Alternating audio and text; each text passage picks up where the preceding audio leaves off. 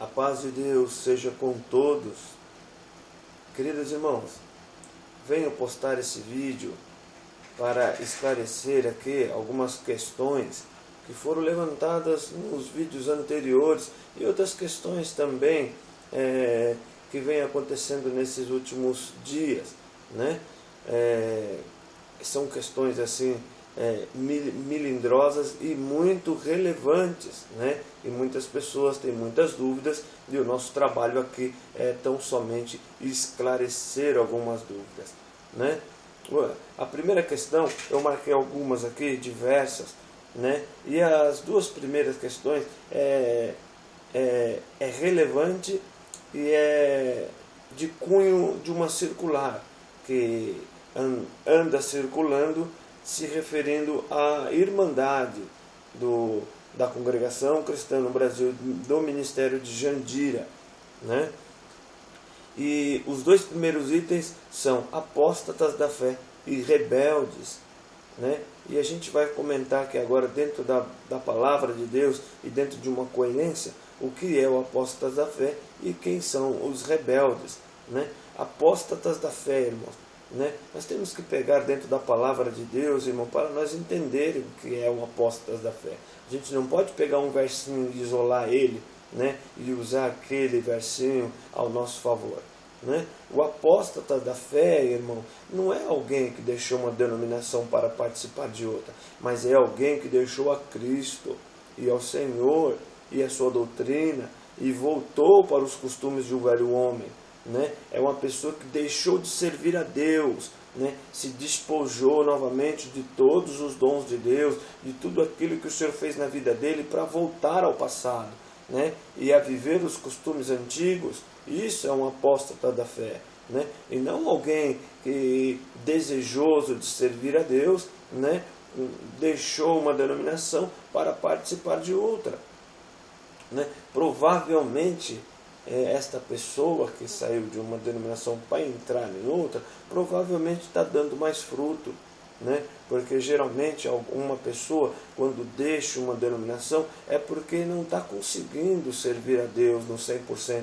ao qual Deus deu para ele. Aliás, ele não consegue dar o 100% do que o Senhor deu para ele. Alguma coisa o contamina, alguma coisa o entristece, né? Então por isso há essas mudanças, né? E isso tudo é louvável quando o intento é melhorar para Deus, né? O rebelde, quem são os rebeldes, né? Os rebeldes é alguém que permanece dentro de um sistema lutando contra aquele sistema, né? Esse é o verdadeiro rebelde. É uma pessoa que resiste com violência, é uma pessoa que vai aos extremos, permanece ali dentro trabalhando para derrubar aquilo, né? E não um grupo de pessoas ou um indivíduo, né, que deseja sair dali para ir para uma outra igreja. Vamos pôr isso então no cunho religioso. Uma pessoa que quer sair de uma igreja e ir para outra para servir a Deus, né? Isso não é ser rebelde, né? Alguém que se despede em paz, com alegria, né, na mesma alegria se despede daqueles irmãos, ou vai embora em paz e permanece numa outra igreja servindo a Deus com a mesma paz. Isso não é rebeldia, irmão. Vamos pegar um exemplo de um menino que está dentro de uma empresa trabalhando.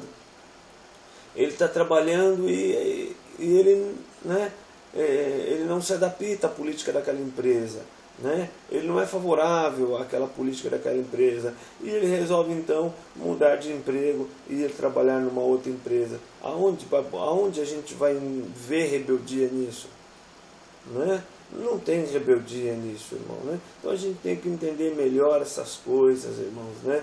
E não classificar as pessoas a uma coisa, a uma palavra que a gente nem conhece a origem dela, né? É difícil assim, mas a gente entende, né? Um só batismo, né, irmão?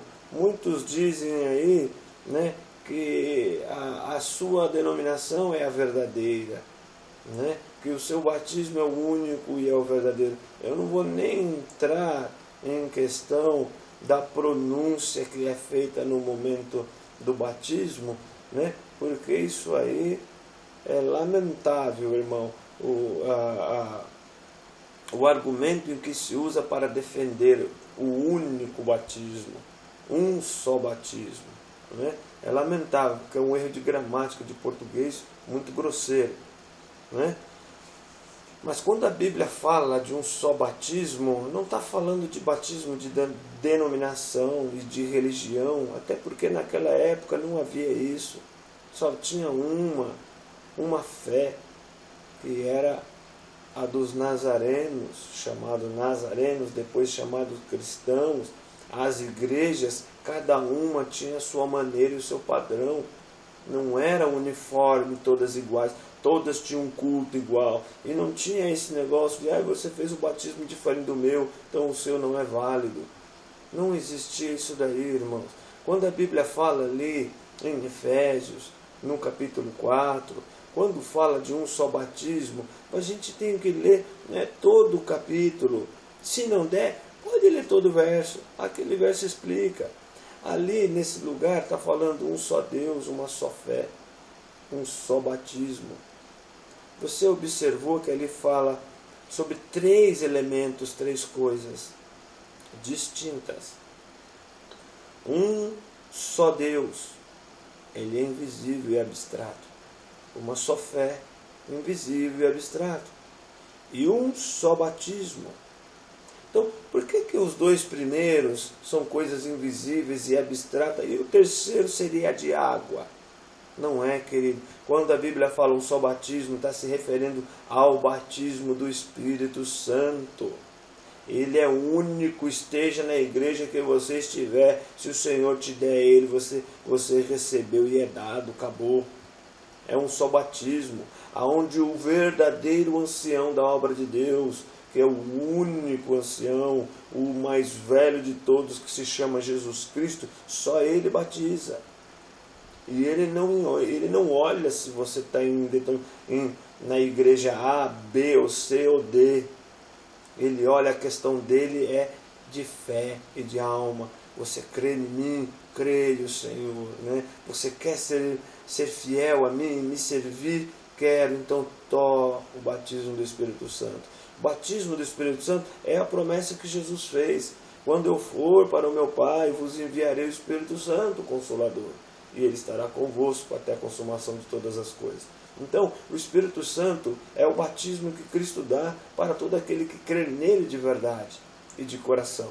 Né? Não é de cunho único, é de tal igreja, é da tal igreja, então aqui é o verdadeiro batismo. Se você pecar aqui, você não tem mais saída. Não, não é isso, irmão. Não é isso, a gente já vai comentar mais sobre isso. Né? A graça de Deus, irmão. O que é a graça de Deus? A graça de Deus não é uma denominação e nem é um local geográfico. A graça de Deus é o perdão de Deus mediante a sua fé. É mediante a sua crença. Dependendo da sua crença e você abrir o seu coração, você vai ser agraciado com o perdão de Deus. A graça não está limitada a um povo, a um local. Isso já aconteceu na lei e acabou. Né? Naquela época era um povo agraciado. Era o povo escolhido, eles eram o povo de Deus e mais ninguém. Nem adiantava querer entrar, não podia. Era aquele. Mas Jesus veio quebrar isso e ele levou a graça dele a todos que crerem e com fé confessar o seu nome. Né? Essa é a graça de Deus, irmão. Não vamos confundir graça de Deus com ajuntamento, irmão. Ajuntamento é um grupo. Nesse grupo vai ter gente que está na graça e tem gente que não está. Não é bíblico a parábola que fala do trigo e do joio? Então, estão ali num local ajuntado, bastante gente, alguns na graça e outros não. Né? Mas isso aí eu creio que está bem esclarecido, a Irmandade também tem ciência disso. Né? E um dos motivos, irmãos, que alguns comentários aí fizeram, mas se é tudo igual, não é porque sair, né? É porque querem se ostentar, querem mostrar, são gente amantes de si mesmo, não, irmão. Se nós saímos é porque realmente discordamos de algumas coisas. Porque se fosse para ser igual, nós ficaríamos lá. Né? Se fosse para ficar da mesma forma, né? Não precisava mudar, ficava por ali mesmo. Né? Mas a gente discorda de algumas coisas. Principalmente a parte em que a pessoa, quando erra ou quando peca, né? Se aplica uma sentença de morte. Né? Não se permite mais a pessoa, né? Tomar uma santa ceia, chamar um hino, contar um testemunho. Não se permite mais. Mas com que base bíblica se faz isso? Né? Aonde se encontra esse entendimento disso? Né? Se o pecador não tiver perdão, eu queria que alguém me respondesse. Então por que Jesus Cristo fez a parábola do filho pródigo? Qual que era a intenção dele? Se não era para nós recebermos o pecador.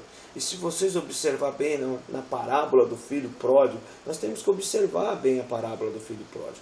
Né? A gente vai entender que quando aquele moço voltou para dentro de casa, quando ele chegou, ele foi recebido pela mesma porta que ele saiu, a da frente. E ainda que ele se colocou à disposição do pai para ser levado lá para o fundo, deixado esquecido lá, não. Ele foi recebido não só pela porta da frente, mas como filho. Ele foi recebido novamente na estatura normal de quando ele saiu. Né? E foi devolvido para ele dentro de casa, junto com o seu pai, foi devolvido ao dedo dele o anel que ele antes usava, foi devolvido as alparcas, foi devolvido o vestido. Né? E a gente só está fazendo isso no Ministério Jandira, o que Jesus nos ensinou a fazer. A gente recebe o pecador pela porta da frente com um abraço. Se ele era músico, a gente devolve o anel dele, né? Que é o instrumento. Não, pode voltar a tocar, querido. Né? Se ele tinha o prazer de levantar para contar uma obra, de testemunhar, de transmitir uma saudação, é devolvido para ele essa liberdade. Ele pode orar, ele pode chamar hino. Agora me diz, que mal tem uma pessoa dentro de uma igreja chamar um hino? Né? Que mal tem a pessoa levantar para pagar um voto, para contar uma obra? Né? E Jesus fez diversas parábolas falando sobre isso, porque ele viveu numa época, Jesus veio em um momento, o Senhor Jesus, em que essas coisas aconteciam lá também demais. Eram muitas gentes nos cantos da cidade, porque não poderiam entrar dentro da cidade. Eram jogados fora da cidade, porque eram considerados pecadores. E o Senhor Jesus veio só nas redondezas, veio evangelizando eles. A mensagem que o Senhor Jesus levava era que não estava nada perdido. Né? Não estava nada perdido, porque Deus é amor, Deus é misericórdia. Né? Diversas parábola, o Senhor, eu não vou poder citar todas porque ainda tem muita coisa para falar, mas diversas parábolas o Senhor tratava justamente esse assunto, o pecador, o publicano, né, o fariseu que se achava melhor, né, e faz uma oração se achando melhor e o máximo, e o publicano, que era o pecador, pediu só misericórdia e ele foi perdoado. A mulher pega no próprio ato em adultério, a parábola das dracmas, né, alguém que devia mais, outro que devia menos, né, e ambos foram perdoados. A mulher que estava ajoelhada nos pés do Senhor Jesus e chorando ali, limpando, foi. Então, diversas parábolas, porque isso acontecia naquela época, e o Senhor Jesus veio para essas pessoas, porque não tem nada perdido para Deus. Né? Para o homem sim, para Deus não existe nada perdido. Né? E o pior dessas, irmãos, é impedir uma alma de tomar uma santa ceia. Isso aí é muito grave, muito sério, irmão. Né? Porque dentro da própria palavra de Deus, eu queria que alguém me mostrasse dentro da palavra de Deus aonde se sustenta essa decisão de não permitir uma alma que tome a santa ceia. Porque se eu recordo bem, irmão, ali em Coríntios, ali fala que cada um examine-se a si mesmo. Ali não está dizendo, e o ancião examine a igreja, ou cada um examine o próximo, ou o pai examine o filho, ou o filho examine o pai, ou a mãe examine a filha, ou a filha examine a mãe. Não tem nada disso ali, irmãos. Ali é cunho totalmente pessoal entre a alma e Deus, né? E ali o apóstolo deixa claro, né? Ele coloca aquela responsabilidade na mão da pessoa e diz, é você e Deus. Quando ele fala assim, olha, ninguém toma indignamente, porque aquele que tomar, toma para a sua própria perdição, né? Mas também ele diz, cada um examine-se a si mesmo. Ou seja, ele fala, olha, o que é tomar indignamente? É tomar dentro de uma mentira, de um engano, uma pessoa, né, que não é convertida, que anda nos deleites da vida, fazendo mal para o próximo. Às vezes uma pessoa que cometeu um deslize, que pecou e errou e tem prazer naquilo que fez e permanece no seu pecado, né? São pessoas que acham que os costumes de uma religião, a liberdade que tem dentro de uma igreja e as quantidades de culto congregado em um ano, ele acha que isso é causa de salvação. Ele acha que isso é o suficiente, né? E não é o suficiente. O arrependido, o pecador arrependido de coração, irmão, é aquele que deseja no íntimo dele nunca mais fazer aquilo. Tem muitos que desejam até, se pudesse, voltava no passado para não cometer aquilo. Isso é um arrependimento de alma, irmão. E é nesses estágios em que o Senhor fala, mas cada um examine-se a si mesmo. Ou seja, se você sente perdoado, filho, prostra-se à mesa e aproveita dessa liberdade que Deus está te dando. Então, ninguém tem poder na terra de impedir qualquer que seja de tomar a Santa Ceia do Senhor, né? Ali entre ele tinha 12, um era traidor, ele foi o primeiro a tomar a Santa Ceia, foi o primeiro. O Senhor molhou o bocado e deu na boca dele e já liberou ele para sair, mas ninguém ficou sem tomar, ninguém, quanto mais o filho que busca o pai e busca o consolo do pai. E a respeito do filho pródigo, irmão, eu vou fazer uma pergunta, vamos ver se alguém aqui, eu acredito que todos vai saber responder bem. Imagina você que tem um filho, né, que resolveu um dia ir embora da sua casa e descontente com a sua casa, foi-se embora e demorou lá 5, 10, 12, 15 anos fora de casa.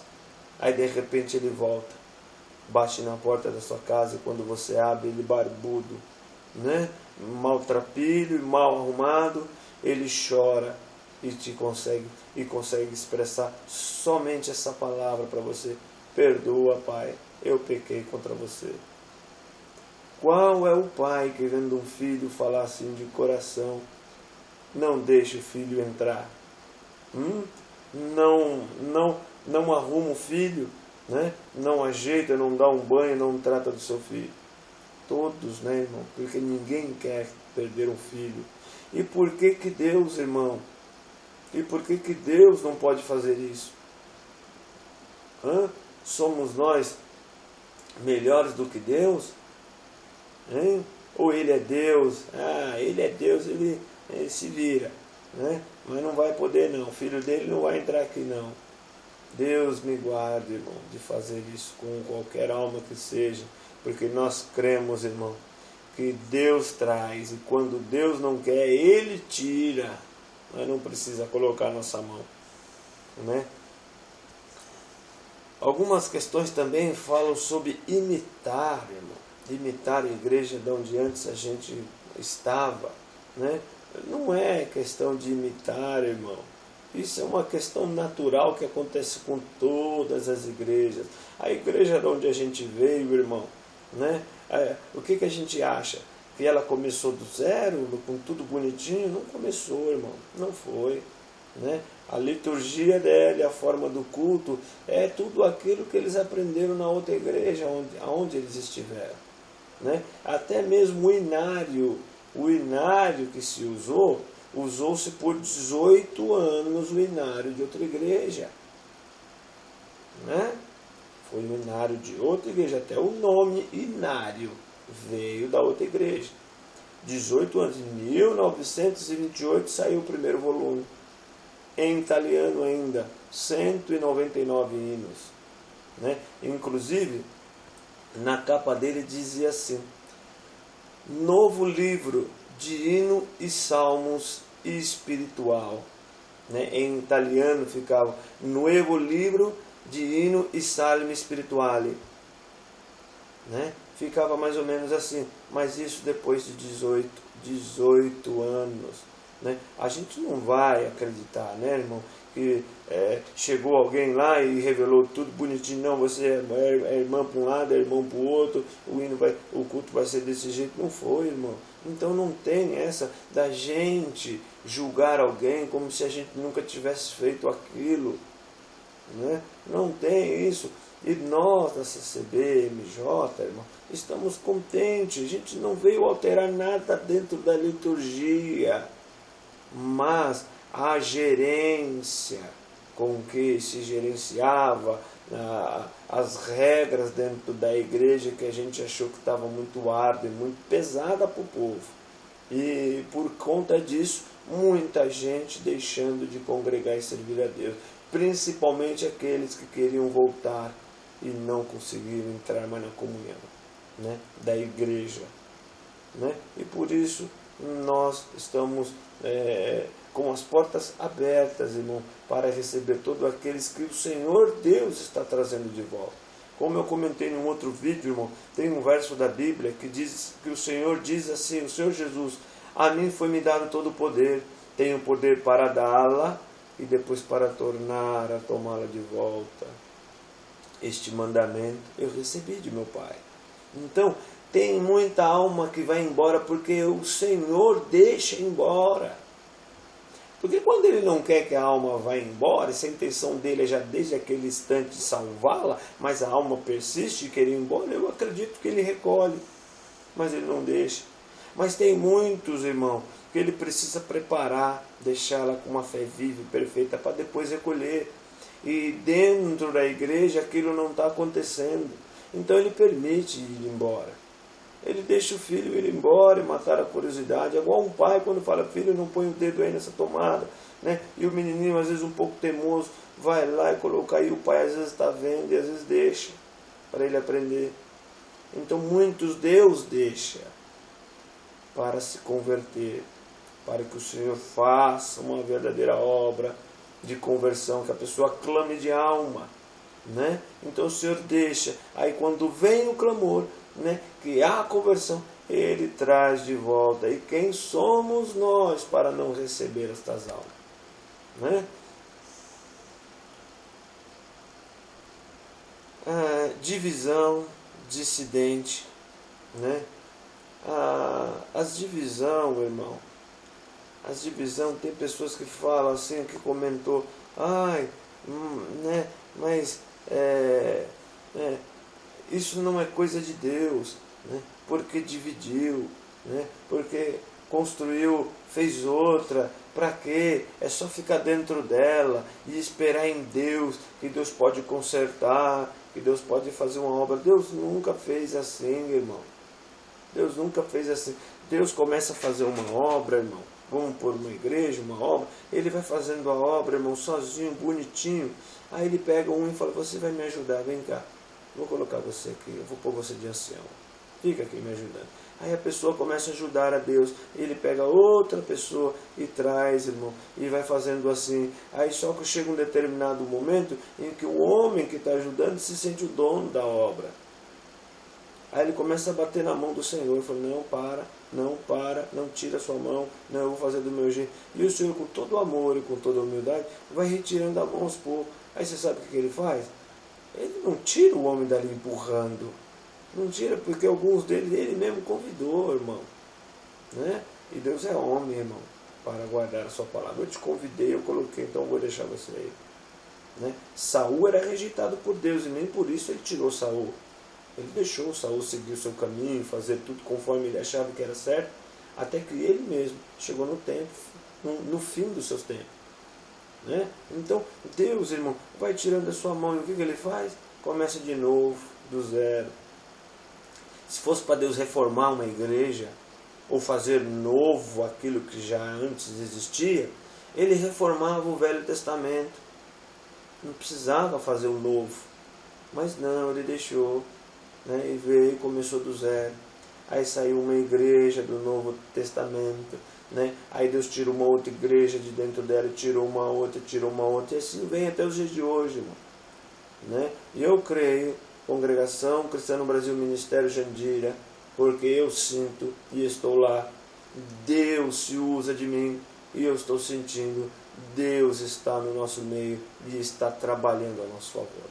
Não, quando a gente diz a nosso favor, não estamos dizendo contra ninguém. Estou falando que Ele está nos ajudando e está nos abençoando. Né? E sobre o programa na rádio, alguns comentários, mas como é que pode programa na rádio? Isso não é coisa de Deus. Irmãos, alguns fazem crítica com base nos seus costumes. Os seus costumes, né? Se tudo lá fosse aprovado, nós não teríamos saído. Então tem coisas que nós não concordamos. Nós não vemos nada de errado em fazer um culto na rádio e pregar uma palavra. Onde está a maldade nisso? Né? Onde está algo que possa ferir alguma alma? Né? Porque é rádio, e daí que é uma rádio? É um veículo de comunicação. Veículo de comunicação igual você usa um telefone, igual você usa uma internet. Onde está o erro nisso? Né? Para a gente entender melhor, irmão, né? A rádio para que serve? Para a gente alcançar o maior número de pessoas possível. Né? Para alcançar e chegar naqueles em que a gente não consegue chegar, né? No mano a mano. E o Senhor Jesus também fez a mesma coisa. Ele foi para as montanhas para pregar. Por que na montanha? Porque ali ele conseguia, irmão, ajuntar o maior número de pessoas possível para falar para aquelas pessoas sobre a graça. Ele foi num barquinho na praia, porque as pessoas sentavam na areia e ele ficava de pé. Ele ficava de pé no barquinho falando para aquelas pessoas. Né? É um local que dava para juntar muita gente. Né? E isso aí não tem nada que desabone a conduta do Senhor Jesus. E na nossa também não. Né? Deus já fez e está fazendo muita obra através da rádio. Está libertando muita pessoa, está tornando a trazer de volta para a igreja almas que nunca mais esperavam estar numa igreja. Né? Então isso não tem base bíblica e teológica, irmão, para dizer que não se deve ter programas em rádio. Né? Quando fazem esses comentários, fazem com base em costumes. Tipo, né? Nós nunca fizemos, porque vamos fazer? Porque nós vamos fazer porque a gente sentiu que tem que fazer, vamos fazer. A gente não vai olhar para trás para poder dizer, lá fazia, então a gente vai fazer. Lá não fazia, a gente não vai fazer. Não estamos olhando isso, irmão. Graças ao bom Deus, não estamos olhando isso. Né?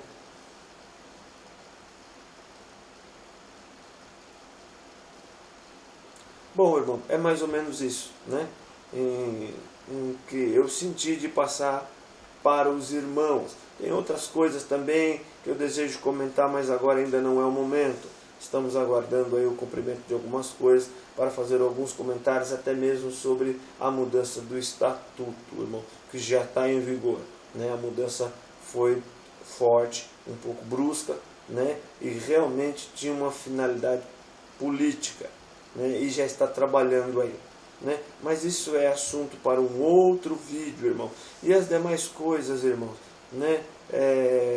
É bom a gente sempre procurar um entendimento bíblico, né? Dúvidas de alguma palavra quando comentarem ou quando classificar, não custa nada. Pega um dicionário, abra ele, dá uma lida, observa realmente para poder entender a origem das palavras, para a gente saber o significado delas, né, irmãos? Né? Para a gente saber melhor, né, entrar e sair numa conversa ou num debate, né? Porque eu recebi, se vocês acompanharem os meus vídeos, né, vocês vão ver ali uma série de mensagens, né? E muitos delas sem um fundamento bíblico. Aí quando a gente responde dentro da Bíblia, alguns ficam meio nervosos, né, irmão? Em alguns momentos até nos ofende.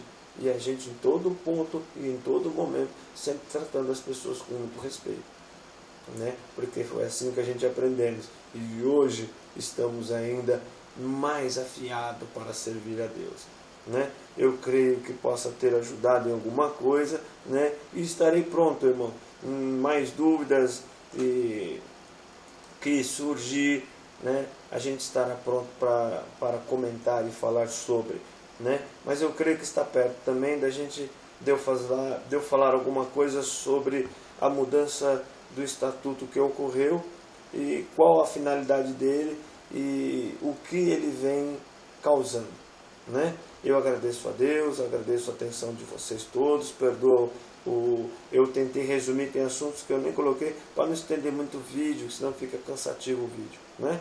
Mas eu agradeço a Deus por ter me dado orientações, né? Fiz uma oração antes para tudo que eu for falar aqui, seja com cuidado e com muita atenção com as almas, né? E o nosso cuidado todo é esse. O mais importante na congregação cristã do Ministério Jandira é o sentimento das almas, né? Eu me despeço aqui saudando a todos os irmãos e a todos os que estão assistindo com a santa paz de Deus.